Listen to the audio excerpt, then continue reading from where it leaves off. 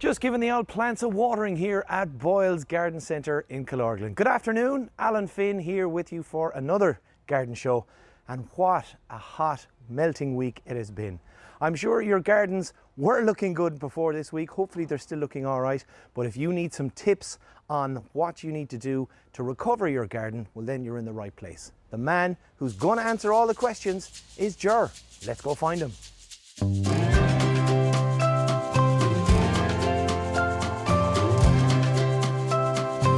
So I'm here with Ger in a subtropical Boyle's Killorglin Garden Centre. Ger, how are we doing? Oh, not so, just getting by. Just getting by, yeah. Just about.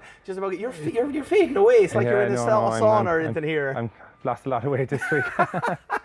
It has been one heck of a heat wave. It has, yeah. No, it's been a very warm week. The garden centre has been quite warm as well. Yeah. And of course under the cover here as well, it makes it even more. It's taking more heat in, all right. But the good thing is our plants are doing well. They're well watered. They're well hydrated. Doing well. So we can't complain too much. Good, but I guess the best place to start really, Ger, is after such a long and intense kind of dry spell that obviously we wouldn't be used to this at all, and a lot of the gardens and stuff and what has been planted over the last couple of weeks. What are the main things that kind of listeners and viewers should kind of be looking out for and maybe try to do if some of their plants have? Well, I suppose the first thing on the water side of it is that we do run out of water fairly quickly in the country, so it might be no harm if you just take in your watering for the last couple of days is to maybe look at getting a water butt. Yeah, we've spoken about them obviously last year numerous times. That's when they really come in handy. It's when a heat wave comes that they are quite handy, and the rainwater too is actually better for the plants. Yeah. All our plants here come from the rainwater harvested off the roof. Yeah. And they do so much better from the harvested rain. Yeah, because of course obviously they're not filtered or treated. It's literally just down from the sky. 100%. Yeah, there's chlorine, all that. Yeah. So so that'll be the first thing I would take note of in the garden, especially if you have the veggie patch, things like that as well. Yeah. That constantly need watering. Your strawberries, your raspberries, anything like that.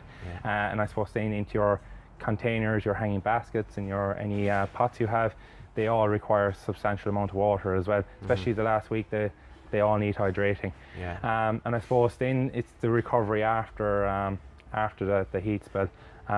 Yeah, so that's where we're going to start, because you've even got a couple of plants here who've basically seen the results of the dry spell. Yeah. So tell us what sort of stuff's been happening here. So I suppose just from our point of view here in the garden centre, we work 8:30 to 5:30, so we kind of have the water in the heat. Okay. So I'll just show listeners there, for anyone that's watching on Facebook, if you get any water onto the leaf, that is literally so that's scorched. It's scorched from the heat. So the water has actually just stayed on the plant, there, and then the heat sun has just come down on top of it. Yeah. Okay. So I suppose the first thing is with a heat wave is not to water if you can during the day. Okay. If you have to water during the day, if you see the plants drooping and they really need water, is to take them down, get them into a gable end of a house where they're in shade, and give them water there. Do not water in the full sun. Yeah.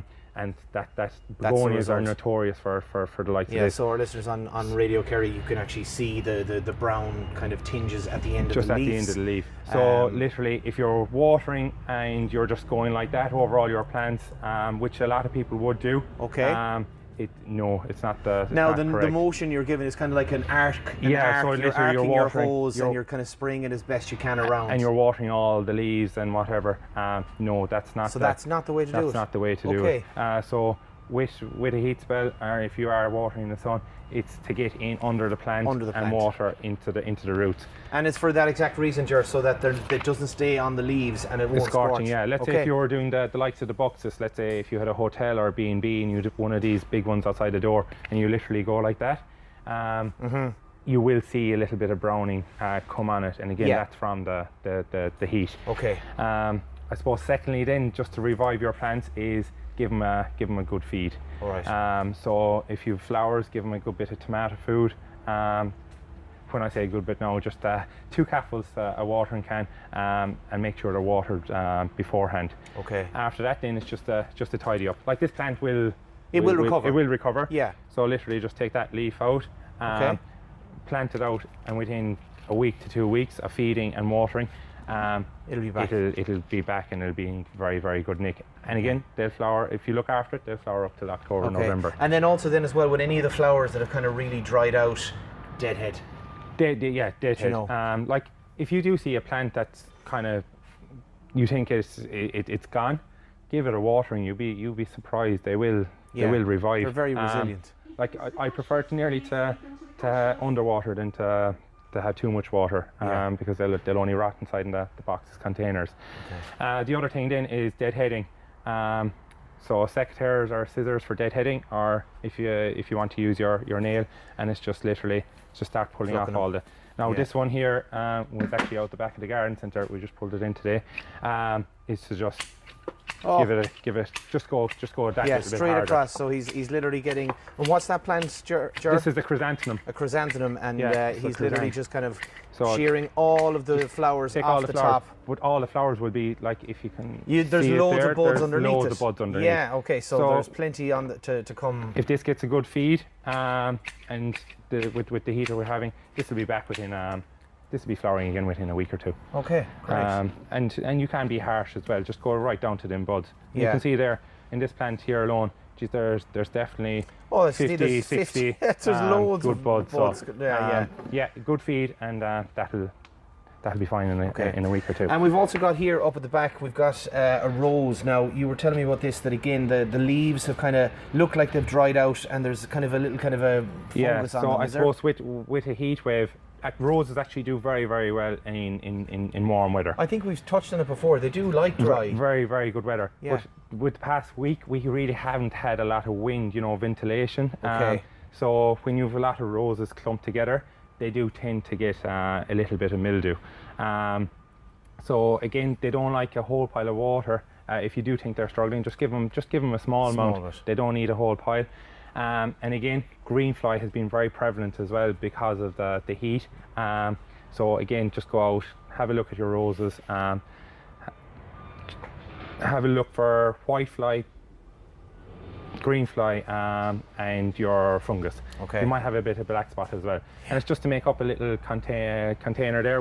I've rose clear inside in this one here. Okay, a little sprayer.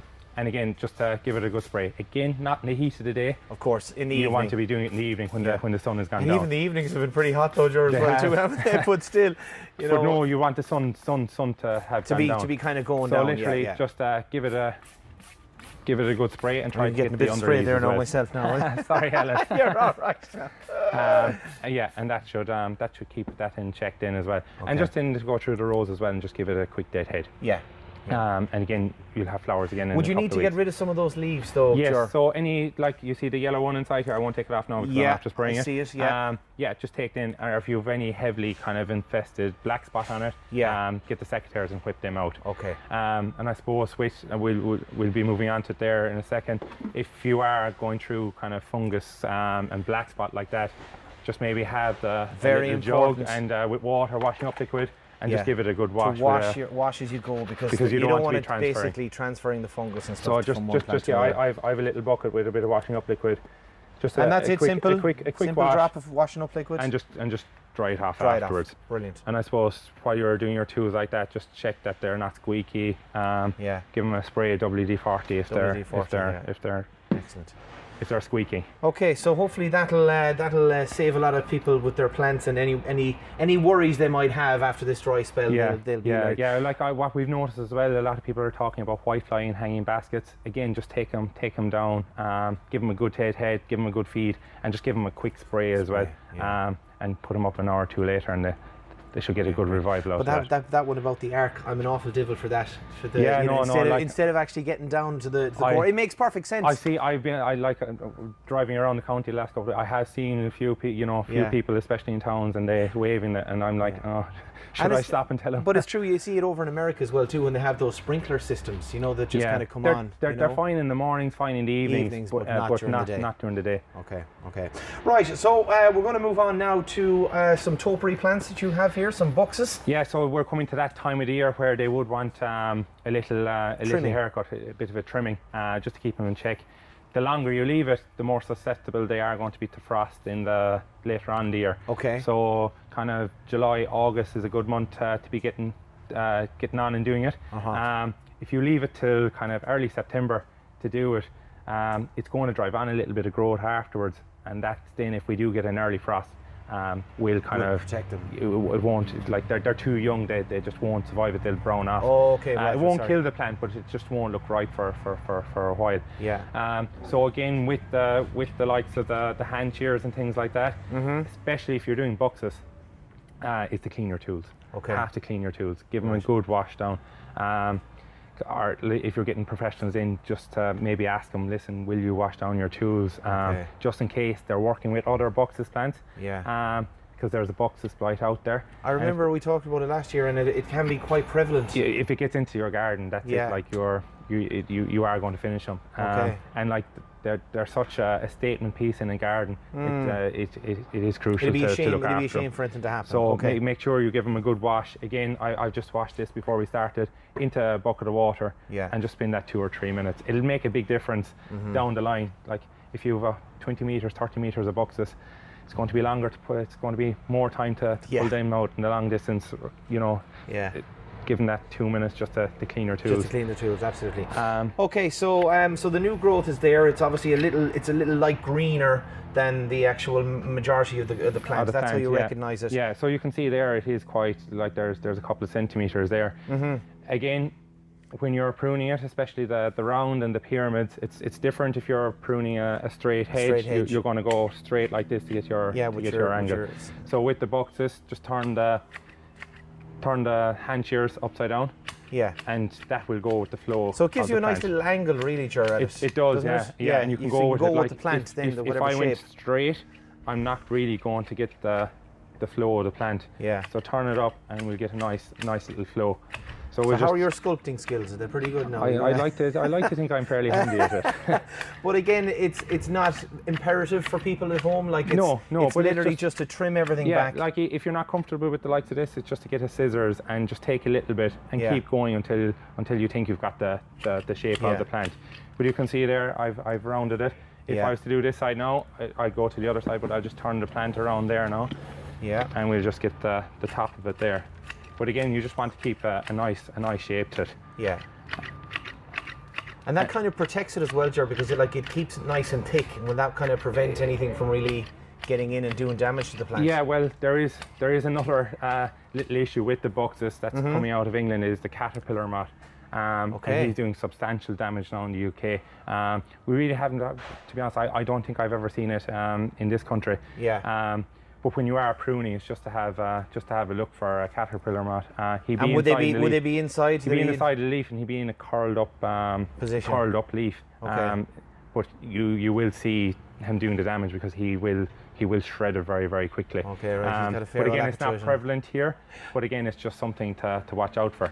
Okay. So this can be done to all your yew plants, all your boxes, anything that's topiary at all. Yeah. And just in the background. And also here now we've got a bay leaf plant, which again is another beautiful kind of statement piece. You spoke already about the topiaries and the boxes, but this is really beautiful. We touched on it before, and it's really lovely because it's got such a long kind of stem. It stands a good, whatever, geez, I'd say 5 feet tall, 6 feet nearly. Yeah, well, I'd be just shy. But when this is planted, you're taking another foot off it, so you're looking at about the 5 foot. 5 foot, yeah. When it's planted. Or if it's going into a pot, into a big black pot, or whatever pot you have, it can be risen that bit higher again, so you could have it maybe the 6, 7 feet tall. And you can underplant this as well. These underplanted look really nice. It's great the fact that you could actually, that it's bare at the bottom and you could completely. Yeah. So they're ideal for pots, or they're brilliant for a statement in a garden if you've kind of 2 beds that you want a little bit of height into. These are ideal, and to underplant them as well. I suppose the first thing to do with these when you are before you do plant them is to go in and just take out any yellowy leaves. Just pull them out before you do prune. I thought you were going to give it a shake there to see if you can give it a good you can give it a good shake as well. There we go. But I've a lot of them out already. But again, it's like our hair. Like we do, plants do shed their leaves as well, so it's just a natural cycle. Okay. And again, just turn the hand shears upside down, and we'll just take the heavier foliage at first, Oh, even the smell is lovely. The smell of it. as once you cut into it. Yeah, it's you really, get it's you get a lovely. lovely smell. So this could be used in your cooking as well. Well, I was going to say, could you pluck them for the cooking first, could, and then chop off the rest? Put it into your good Irish stew. Yeah. So you can see there, I've just taken a small bit off it, and then it's just literally fine tuning it in on this side. So when you're pruning like that, prune it first. And I didn't actually do it here, is to put your hand through it afterwards. Oh, just to make sure that there's nothing. Speaking of your own haircut, when you get that haircut, you get the old loose ones. I don't have that problem though. But yeah, it's just to put the hand through it and make sure you keep the nice shape in it as well. So sometimes it's nice to go under it as well, just to keep that shape. Keep that shape. And just take the bigger ones out of it. Yeah. And I suppose while you're doing that, then it's no harm then to give it a good feed while you are.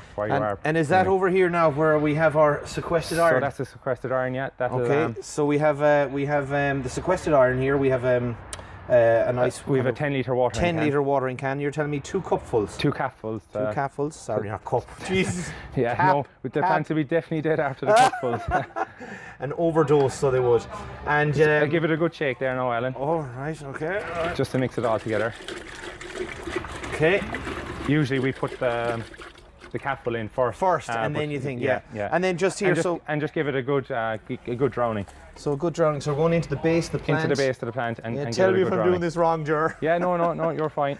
Okay, and we're going, as you say, giving it a good drowning. So, okay, so not worrying about the water come up over the top. No. Do they need a good bit of water? Yeah, good bit. And if you are feeding, maybe just water them the night before. Okay. And give them the feed the following morning or the following evening. If you put the tomato food or the sequestered iron onto dry plants, it might burn the roots. Okay. So just give them a good watering beforehand and feeding the following day. Yeah, or do the watering in the morning and feeding in the evening. Feed in the evening. Okay. Yeah, so and that applies to your hanging baskets and everything. Yeah. Brilliant. But again, it just. I think that the most important thing to do is clean down your tools. Clean down your tools after you're doing all that. But it's like with the virus, it's clean down the hands. Same principle for the same principle, absolutely. For the tools. Okay, so listen, that will definitely help revive a lot of people's plants, and also to maintain them. Your topiaries, your boxes, and your bay leaves, which absolutely smell amazing, by the way. So I think they're definitely a good favourite to have in the garden. Ger, that's fantastic. There's some great tips. Thanks for inviting us to the glass house, greenhouse. It's been fantastic here down in Boyles of Kilorglin. Good for the tan this week. Good for the tan, yeah.